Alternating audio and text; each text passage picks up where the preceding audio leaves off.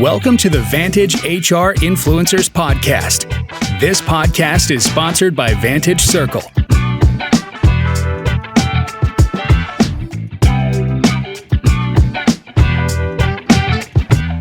The more we look at how work is evolving, the more obvious it becomes that tech isn't something HR uses anymore.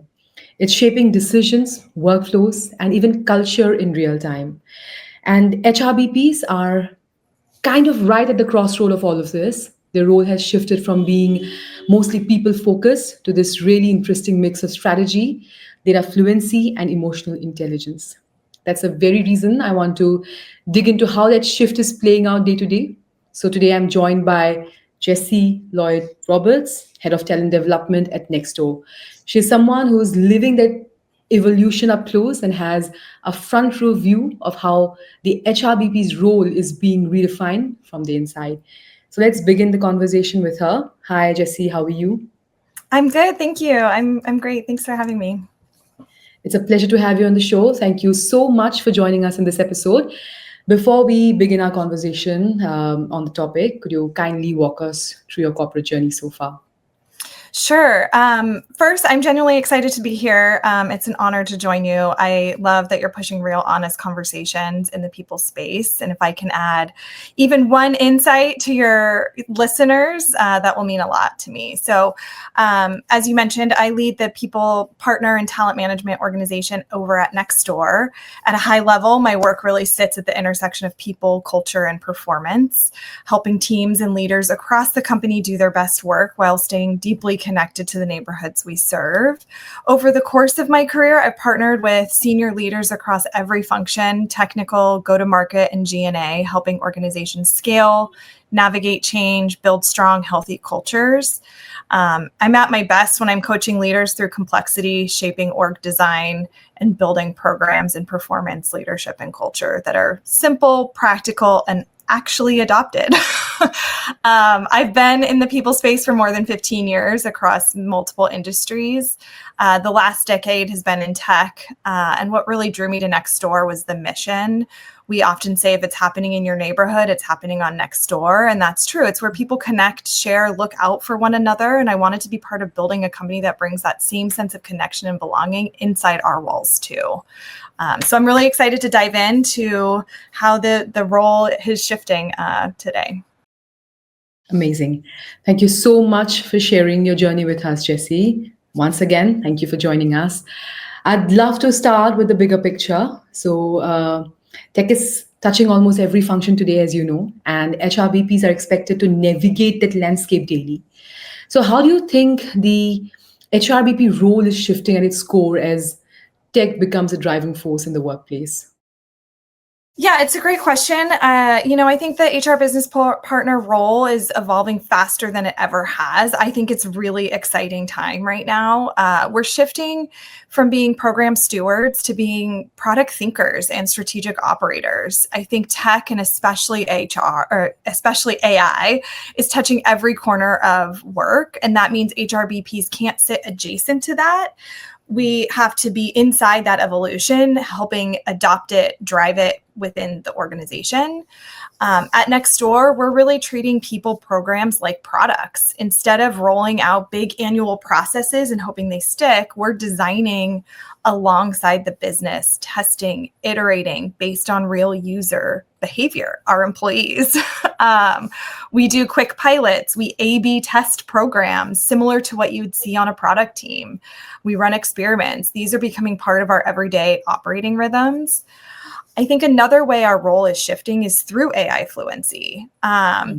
This is now a core capability, not just another tool in our toolkit.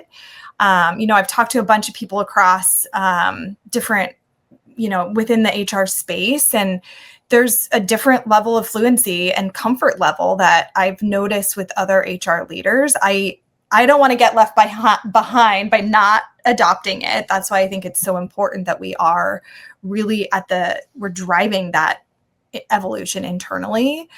I think we need to understand where it introduces risk, how we can help see patterns earlier, and focus more on the human judgment heavy parts of our job. I think AI can help with that. I think another shift we're seeing is rethinking the traditional profile for an HR business partner. The role is expanding and the skills required are evolving just as quickly. So being open to non-traditional backgrounds can actually unlock a whole new level of impact. It broadens how we think, how we solve problems, and what the people function can deliver. We saw this at Nextdoor. Our compensation lead moved into a people partner role on my team, and she's thriving. She brings this super analytical, systems-oriented view and is really empathetic human approach alongside that. That mix has totally elevated how we operate, and it's proof that we don't have to come from one linear path as HR business partners. So I think there's a lot of exciting stuff there around how our role is really shifting. Absolutely.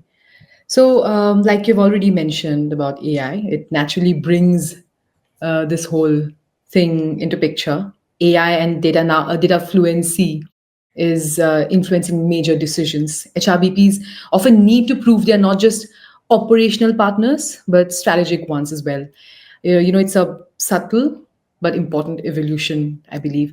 So, according to you, Jessie, what can HRBPs do to really show they are strategic partners and not just support functions in this new environment? Yeah, I think I really do think AI will help us become more strategic partners if we use it in the right way. I think it gives us access to analytics and insights in real time. I think one challenge we've seen at Nextdoor is, and a lot of teams, you get resource constrained and we don't have a dedicated analytics person, but we do now with AI. And so I think AI is really allowing us to be more data driven. We've always been data driven. You have to be data driven in our roles, regardless. I think AI helps us move faster in that way. I think it's like having a new teammate in a way, somebody else on the team. It supplements our team to some degree when you're able to use it in the right way again. And I think it allows us to see patterns faster, make more informed decisions, and direct our time toward maybe some of those areas that need more of that human touch. Like AI can't provide the coaching to leaders the way that myself or the team can. I think AI can help too. I think it does help with how do I have this difficult conversation? And if you treat it more like a teammate almost, you set up one-on-ones with your AI co-pilot, and talk to it. I think that can help be a coach to some degree, but you're still going to lose some of that. So I do think it is shifting. I think the shift starts with moving from reporting data to interpreting it as well. AI gives us speed and pattern recognition, but leaders don't need more dashboards. They need someone to tell them what it means and what to do next. And so I think AI can help us with those decisions faster. It accelerates the what, but HRBPs elevate the so what, now what, and that's the real value. Yes. I think you've highlighted a very important point that, AI should be more of an enabler rather than completely replacing the human point of view. So yes, that's something that is really, really crucial. There's also this, interesting dynamic emerging where HRBPs are working, more closely with product and engineering teams than ever before. Those conversations can get very technical very quickly. So it kind of makes me wonder, what skills or ways of thinking help HRBPs hold their own when collaborating with product and engineering teams? This is a great question. I love this question. I've spent the majority of my career really supporting prod dev organizations, product and engineering and design. And I think it's really important that when we're sitting in those rooms with those leaders that we have the right level of credibility. And I think, I've learned that we can build that credibility when we stop looking at the people work purely through an HR lens. And again, kind of shifting to that product lens. That means asking the same questions product teams ask every day. Is this simple? Is it useful? What problem are we actually solving with the programs that we're trying to roll into the business? As I mentioned earlier, again, leading with a product mindset is really treating our people programs in the same way. Something that should deliver daily value and daily utility to the people that use it, our employees. Instead of rolling out these big once-a-year programs, I think it's important that we're testing, iterating, designing alongside those users to make sure that it's really like, are people engaging with this in the flow of their work? I think an example that comes to mind for Nextdoor is, we had this peer feedback pilot. We started with a big vision around creating this manager scorecard. And instead of rolling out a brand new process, we A/B tested 2 versions. We piloted it with 2 little groups in the organization, a standalone survey and an integrated 360. The insights we got wasn't what we expected, honestly.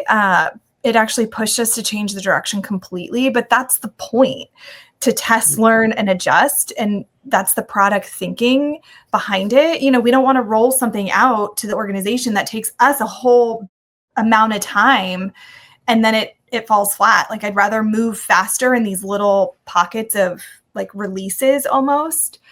Another area I think is really critical for, anybody across the organization, not just within HR, is dogfooding the product yourself. When HRBPs use the actual product and track what's shipping and understand not just the feature, but the impact it's having on its neighbors for Nextdoor, that builds like business awareness and strengthens our perspective in conversations about teams, capabilities, resourcing, and culture.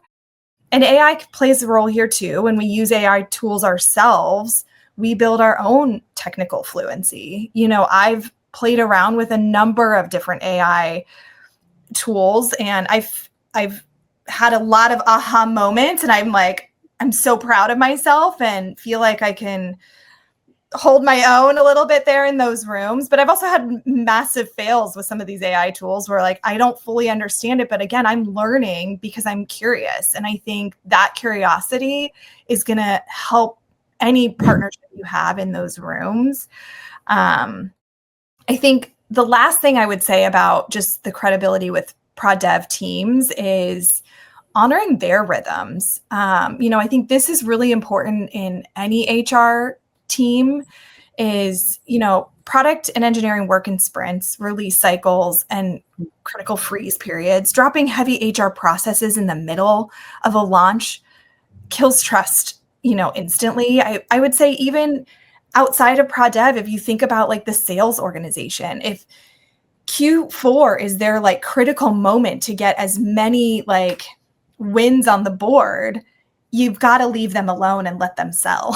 You can't drop these big processes. So I think that's how you're going to win credibility across the organization, not just within prod dev, is just being super mindful of what are the operating rhythms of these other teams. Also, I don't want to introduce process for process sake. I want to make sure that we're getting the most value out of all the programs that we're bringing to the organization and the team. Yes, absolutely. Again, well said. Shifting gears, this whole push towards digital has its own kind of tension. Everything gets quicker and more efficient, but sometimes the experience becomes a bit transactional. HRBPs are usually the ones holding that responsibility of keeping work feeling human, even as everything scales through tech. But I feel it's important to understand, how can the HRBPs really hold on to that human element while the role becomes increasingly tech-driven? Yeah, it's a good question. I think AI can help HRBPs and managers be more human almost. I know that might be controversial, but I do think, I've talked about how you should use AI as your thought partner, as your teammate almost. And I think that will help almost managers, HR business partners be a little bit more human. You can talk to it. It learns you. You can say, I'm having this difficult conversation. I need it to be in this tone, or can you shift it to this tone? And I just think it will help, it helps with that script. It helps with finding the right words, honestly, for some of these difficult conversations or situations you have to convey. I mean, even just rolling out a program, it's like you want to make sure that you're sharing the why. And I think AI can help with that and adding some of that human element to it. So I can't stress enough about like using AI as your teammate and talking to it like it's somebody sitting next to you at work as kind of that thought partner for you. The other thing I would say, like, technology alone doesn't create belonging, rituals do. And, I think rituals is a really big piece on our people team. And belonging isn't a program at Nextdoor, it's a practice. And, example of this, during COVID, when we were all remote, we had to find ways to feel like a team again. We were all just behind our computer and we lost that human connection. And we sell to the people team to try to figure out how do we bring teams back together. And one of my favorite rituals came from repurposing a Slack productivity tool called Stand Up and Prosper. And instead of using it for status updates, which is what it's for, we turned it into a daily moment of connection to ask one totally random, sometimes unhinged question to the team. And the answers just made us laugh, taught us about each other, and gave us something to look forward to each day. So I think, yes, AI can be scary and it can make it feel like we're just all operating with these robots out there. I do think it can also help bring some of those rituals, bring some of that belonging and connection back to the team. We've layered in other rituals too, like Friday videos from our leadership team paired with like a gift that sums up your week. Small, simple things that make people feel really seen on the team. So for us, AI isn't about removing the human from HR. It's about creating more space for people to be human and using technology to elevate those moments, I think, of connection, belonging, and care that make the workplace really feel alive and somewhere that you want to show up to every day, whether it's in person or on a screen. True. So, my biggest takeaway from this response of yours is that technology itself doesn't create belonging. So people have to think beyond that. It's just an enabler, as you also mentioned. So if I ask you, just give me like 3 of the most fundamental problems that HRBPs face while integrating tech and the human side of it. What is it? The 3 you're seeing most prevalent at this point in time. I mean, I would say one of the problems that, again, I somewhat mentioned this earlier, is people not adopting AI. I think that's a mistake. And I am always surprised when I talk to individuals who are like, I use it for my personal life, but I don't ever use it at work. And I'm like, why? I don't fully understand that reasoning. I think people are afraid it's going to make them dumber. I don't agree. I think it's actually allowing me to think about problems in a much more expanded way, that it just, again, it's like, oh, what have I not thought about on this topic? And you can't just take it for face value. I think that's a concern with AI, is like people will talk to it and it'll spit something out. You've got to put a little bit of reason and judgment into it telling you. And I think that's where the magic really happens, when you're talking back and forth to it and you're challenging it, or tell me the opposing view of this, proposal, like you've got to be more curious about it. And I think that's the biggest takeaway for me with AI, and the shift I would love to see is people having more curiosity, being willing to adopt it. I think the problem is people don't know where to start. I didn't know where to start. And that's why I mentioned, there were some failings for me too, but those failings actually helped me get more comfortable using AI and having it be a more productive teammate for us. So I hope that answers the question. I don't know if that was 3 things, but it does. Thank you so much. Looking at everything happening right now, it almost feels like we are seeing the early stages. There are big shifts coming that could really redefine the HRBP's role even further. So we are reaching at the end of today's episode, But before wrapping it up, I'd like to ask you, which tech trends do you think will reshape the HRBP role the most in the next few years? So again, I think I've said it, I think a number of times on this podcast. I think looking ahead, the biggest shift will come from those intelligent co-pilots, AI teammates that really sit alongside managers and HR and help us scale our work. These tools can pull context, break down patterns, prep conversations, get you clarity so much faster. It means people can make more strategic decisions no matter where they sit in the organization. I think that's what's really exciting about AI is, it almost democratizes decisions to some degree because you can use AI to help discern a lot of that information to get to the right call. Again, I tell leaders all the time, treat it like a thought partner. Ask AI to sharpen your message, rehearse tough conversations, make sense of a messy situation. It gets you most of the way there. And I think that's the other piece of this. I think for managers, a lot of times it's like there's this hurdle or this hurdle really to get pen to paper on what they want to say, how they want to say it. And I do think AI will really help shape that and help them move faster. I think same can be said for any role really within HR as well.